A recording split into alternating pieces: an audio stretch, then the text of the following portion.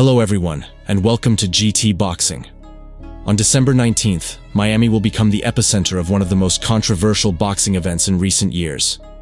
Two fighters from completely different worlds, with radically different backgrounds and reputations, will step into the ring. Former two-time heavyweight world champion Anthony Joshua and modern boxing's media phenomenon Jake Paul.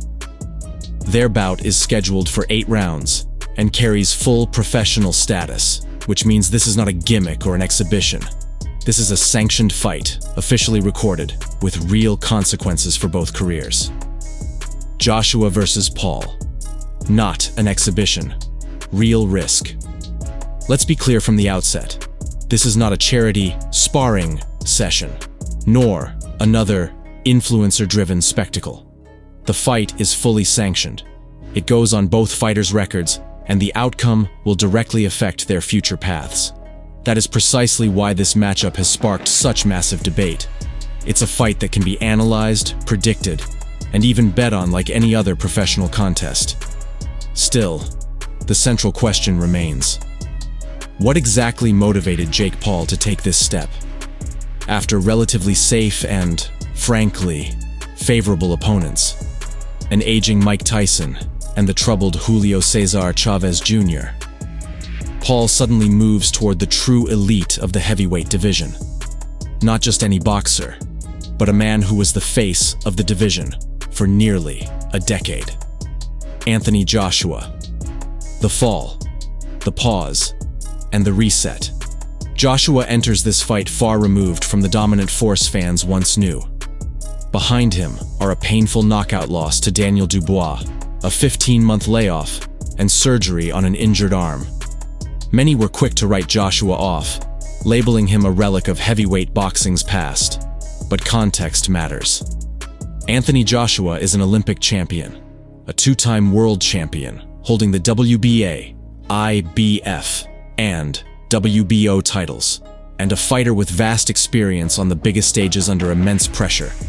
Yes, he has lost, but only to elite-level opponents, and even in defeat, he remained a fighter capable of changing a fight with a single, perfectly timed punch. For Joshua, this fight is largely about money, and by all accounts, very easy, but extremely large money. It is also a perfect opportunity to remind the boxing world that his name still carries weight. Jake Paul, risk, business, and the bigger picture. On the other side stands Jake Paul, a content creator who has methodically turned media fame into a fully functioning boxing enterprise. Despite all the criticism, his record is official. His fights sell. His name generates views, subscriptions, and revenue. Yes, the sporting risk here is enormous. But viewed from a business perspective, this may be the most lucrative fight of Paul's career. Even in defeat, he wins financially. Contracts, broadcast revenue shares, and global attention make this bout massively profitable regardless of the result.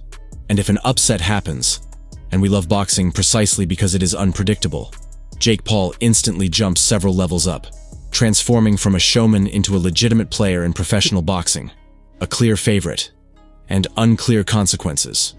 On paper, the favorite is obvious. The gap in class, experience, and level of opposition is enormous. Paul has never faced anyone remotely close to this caliber, and likely never will again. That's why there's a lingering sense that either we don't know something, or we are underestimating the scale of what's unfolding. If Joshua enters the ring at even 70 to 80% of his peak, the night could end very quickly for Jake Paul. If not, the fight still appears overwhelmingly one-sided. Ask yourself this: do you consider Joshua worse than Tommy Fury? A rhetorical question. More than just the main event. The main fight is not the only reason to stay up late. On the undercard, Alicia Baumgardner, the undisputed super featherweight world champion from the United States, will defend her titles against Canadian challenger Layla Bodoin. In the cruiserweight division, fans will see a 6-round bout between former UFC champions Anderson Silva and Tyron Woodley.